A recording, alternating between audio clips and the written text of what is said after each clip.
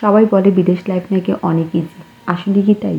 আসলে দূর থেকে দেখতে অনেক ভালো লাগে, কিন্তু কাজে এসে বাস্তবতা বোঝা যায়। আর যে কোনো মাই হোক কর্মজীবী বা হাউসওয়াইফ, সবার কিন্তু একই রুটিন। রান্নাবান্না, হাউস ক্লিনিং, বাচ্চা-কাচ্চাদেরকে গুছানো, স্কুলে নেওয়া আনা সবকিছুই একা হাতে গুছাতে হয়।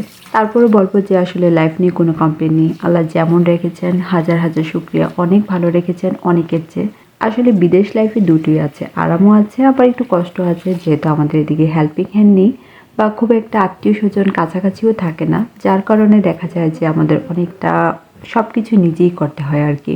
যাই হোক, প্রতিদিনের মতো একটি ডেইলি ব্লগ আপনাদের সাথে শেয়ার করছি। হোপফুলি ভিডিওটি ভালো লাগবে।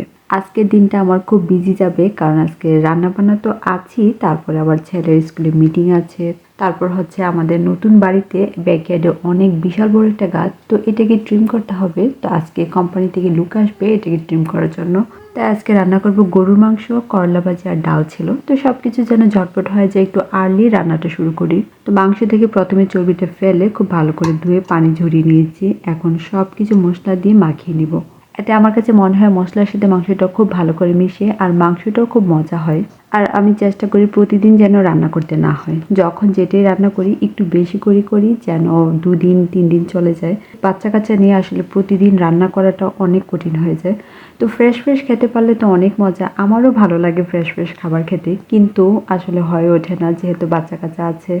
তো প্রতিদিন রান্না করাটা অনেক কষ্টই হয়ে যায়। তো যেটা করি, যখনই রান্না করি একটু বেশি করে করি এবং রান্না করার পরে আমি ২ টা স্টোরেজ বক্সে রেখে দিই, যেন একটা খাওয়া শেষ হলে আরেকটা নামাতে পারি। তো এদিকে মাংসটা বসানোর জন্য হাঁড়িতে আমি একটু দিয়েছি তেল, পরিমাণ মতো পেঁয়াজ, আরও দিয়েছি গরম মশলাগুলো। আর মাংসটা যখন মেরিনেট করি তখনই কিন্তু আমি পেঁয়াজ দিয়েছিলাম। তো পেঁয়াজগুলোর সাথে গোটা মশলাগুলো কিছুক্ষণ ভেজে নিচ্ছি, যেন খুব সুন্দর একটা স্মেল বের হয়। এখন দিচ্ছি মেরিনেট করে রাখা মাংসগুলো।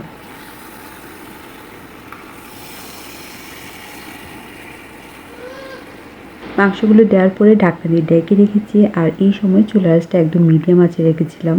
আর মাংস থেকে কিন্তু অনেক পানি বের হয়, তো মিডিয়াম আঁচে থাকায় এই পানিটা দিয়ে মাংসটাও সিদ্ধ হয়ে যায়। তো মাংসটা বসিয়ে দিয়ে এখানে বাকি কাজগুলো করে ফেলবো। এক সাইডে আমি ভাত বসিয়েছি, আরেক দিকে আমি করলাটা ভাজি করে নিব। তো দেখা যায় মাংসটা হতে হতে আমার বাকি রান্নাগুলো হয়ে যাবে। আর গরুর মাংস রান্না করার সময় আমি যে কাজটা করি, মাংসটা যখন মোটামুটি সিদ্ধ হয়ে আসে তখন আমি দিই পেঁয়াজ কুচি। আর পেঁয়াজগুলি একদমই কুচি করি না, মোটামুটি সাইজের রেখে তখন পেঁয়াজটা দিই এবং তারপর ঝোলের জন্য যতটুকু পরিমাণ দেওয়ার হয় ততটুকু ঝোল দিই। এতে যেটা হয়, মাংসটা ওই সময় ভালো করে সিদ্ধ হয়ে যায়। আর এই সময় পেঁয়াজটা দেওয়ার কারণে পেঁয়াজটাও কিন্তু সিদ্ধ হয়ে যায়, কিন্তু পেঁয়াজটা একদমই গলে যায় না। এতে মাংসের সুন্দর একটা ফ্লেভার তো আসেই, খেতেও অনেক মজা হয়। আর গরু মাংস রান্নার এই টেকনিকটা আমি শিখেছি আম্মার কাছ থেকে। আম্মাকেও দেখতাম এরকম করে পেঁয়াজ দিত, খেতে অনেক মজা হতো। আর যারা এরকম করে রান্না করেননি, একবার হলেও দেখতে পারেন, আসলেই কিন্তু অনেক মজা হয়। আর এদিকে তো আমাদের দুপুরে রান্না করা শেষ হয়ে গেছে, আর এর মধ্যে আমি ফাবিহাকে খাইয়ে দিয়েছি। আর এর মধ্যে গাছ ট্রিম করার জন্য লোকেরা এসেছে, তো তাদের অ্যাপয়েন্টমেন্ট ছিল 3:30-তে। আর এদেশের মানুষ তো সময়ের প্রতি খুবই সচেতন। দেখা যায় যে অন টাইমে সব কাজ করে, একদম ১ মিনিটও এদিক সেদিক হয় না। তো তারাও এসেছিল, আর আমার হাজবেন্ডের ওদিন ওয়ার্ক ফ্রম হোম ছিল, তো অতটা ঝামেলা হয়নি আমার। তো এর মধ্যে আমাদের কাজগুলো শেষ করে আমি চলে যাই এতেশামকে আনতে। এতেশামের স্কুল শেষ হওয়ার পরে ওর আবার স্কুলে মিটিং আছে, প্যারেন্টস টিচার মিটিং, তো ওখানেও যেতে হবে। আর গাছটা ট্রিম করার জন্য আসে ৪ জন মানুষ, এর মধ্যে ২ জন গাছের উপরে ওঠে। তো আমরা যে ব্রাঞ্চগুলো দেখিয়েছিলাম এগুলোই কাটে, তারপর আবার এগুলো একদম ক্লিন করে নিয়েও যায়। আর এত সুন্দর করে তারা কাজটা করে, আসলে কোথাও কোনো ড্যামেজও হয়নি। এই যে অবশিষ্ট যেগুলো ছিল এগুলো তো একদম ক্রাশ করে নিয়ে যায়।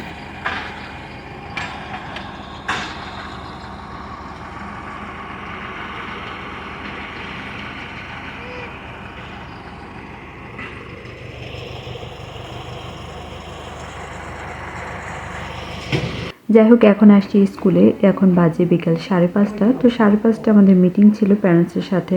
এই মিটিংটা হচ্ছে কি, টিচার আসলে সারা বছর বাচ্চাদের সাথে কিভাবে তাদের কার্যক্রমগুলো করবেন এগুলো নিয়ে প্যারেন্টসদেরকে জানায়। আর পুরো স্কুলটা কিরকম, কোথায় ক্যাফেটেরিয়া, জিম ক্লাস বা কোথায় বাচ্চারা ক্লাস করে থাকে সেটা দেখার জন্যই সাধারণত প্যারেন্টসদেরকে ডাকা হয়।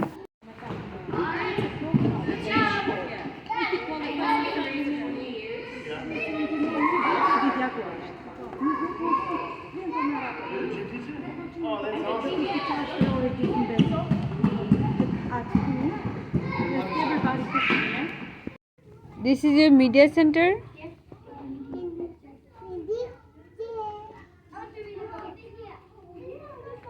Okay, no, Fabia, don't touch.